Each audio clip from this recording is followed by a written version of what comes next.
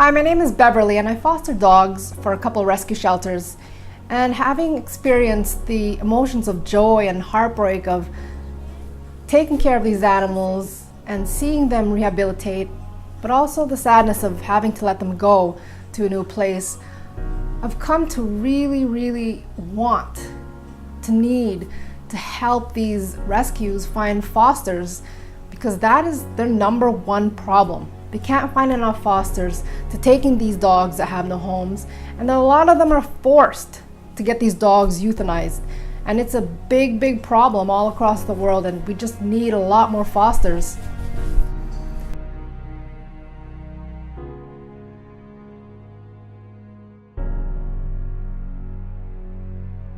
A lot of these rescues, they don't have budget, so they really do rely on foster volunteers to help transition the dogs to finding their forever home. The more fosters we have, the easier it is for these rescues to help the dogs that they have to rescue. My current case right now of a dog that I have, Boaz, is really very dear to me, because it was just last week that a foster that had to take him over because there was some things in my life that I couldn't foster him. But he's been with me for the past 3 months, and recently the rescue had told me that he would have to be put down next week because of his aggression. And it was very hard for me to take. It just happened the last few days where they told me this would have to happen, and I absolutely could not let it happen. So I'm taking him back, and to really step up and try to give him what he deserves. But for that reason, the heartbreak that I felt when I was told that, that's the reason why rescues need more fosters, to give these dogs more options to move forward. A lot of rescues and shelters out there don't have the means or the resources to do any sort of marketing just beyond word of mouth. I really want to help these organizations, and a lot of fosters do not know where to go to find a dog that they can help. A lot of people have come and asked, where can I do what you're doing? Who can I talk to? And it would be helpful if there was a place where dog experts that has this knowledge can come and maybe post the video so these rescue shelters can look and see, you know what, this dog doesn't need to be put down. There is this option that may not cost a lot. There are ways to get this communication across. Please support Save a Pooch. Alright, Boaz, this is your new money. Can you jump? Can you jump? Come on, let's go. Go. Ready? Go. Wow.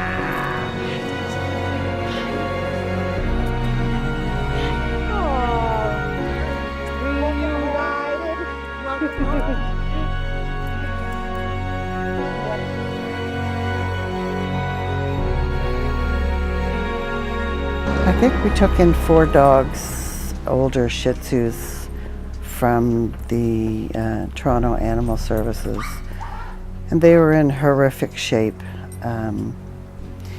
very bad health-wise, not socialized, and I think to see them being brought around to being happy, healthy dogs, that's the best experience of all, is to remind myself every day that I'm just part of their journey. I'm not the end of their journey. I just love to get them in good, balanced, emotionally and healthy, and then taking them to their new homes, their adopters. Sometimes it's sad, but that's the biggest reward, because you get the reward from the human end of it as well, to how much we fill people's lives. We still get letters and phone calls from adopters who tell us it's the best thing that's ever happened to them, and that they can't imagine their lives without the new dogs. So that's the best part of it. A lot of people are afraid to do it because they think they're not going to be able to give the dogs up. Yeah. And we have a joke in rescue saying that many of us have failed fostering 101 because we fall in love and don't think that we can live without them, so we do adopt them. But then we're lucky when those same people will find their room in their heart and their home to make room for just one more. And if you tell yourself, just one more, let me get one more out of a shelter, let me get one more off the street, and then you move on from there. And again, with the philosophy that you're not the end of their journey, you're the part of their journey to move them along to the next phase of their journey.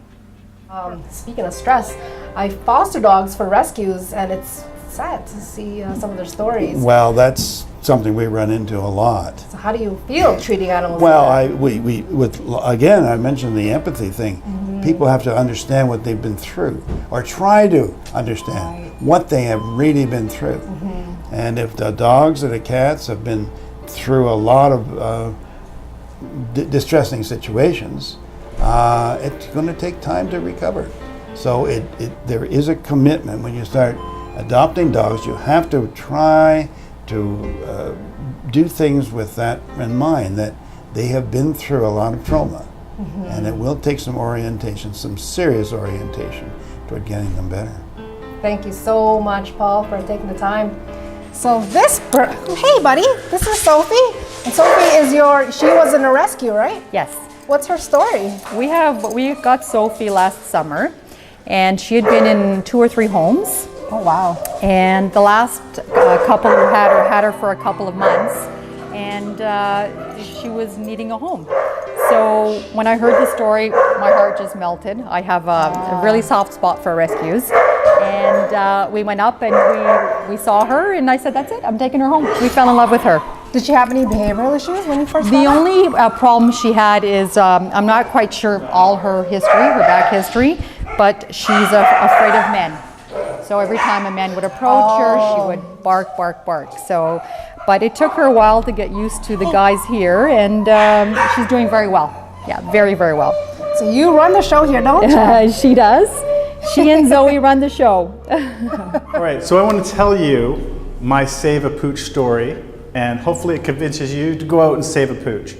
My wife and I were vacationing in the Cayman Islands, and we came across this stray dog, and we just instantly fell in love with her, and we decided to do something really crazy and not just bring back a t-shirt from the Cayman Islands, but bring back an actual dog. And I'll save all the story about how we got her here. There was a lot of challenges involved in getting her to the country, but we got her here, and we just absolutely knew that this was a dog for us, and we made the right decision. We named her Cayman, and it turned out she had heartworm, and if she weren't treated right away, she would have died. We took her to the vet, we got her treatments, and we spent 9 wonderful years with the most amazingly loyal, loving rescue pet. And I personally, that's where my heart is. My heart is in saving animals and helping animals that don't have another home and don't have someone to love them. Please, please support Save a Pooch. You'll be doing a wonderful thing for animals and for yourself. Me and my family have rescued several dogs over the years, and I can't tell you what a rewarding experience it is.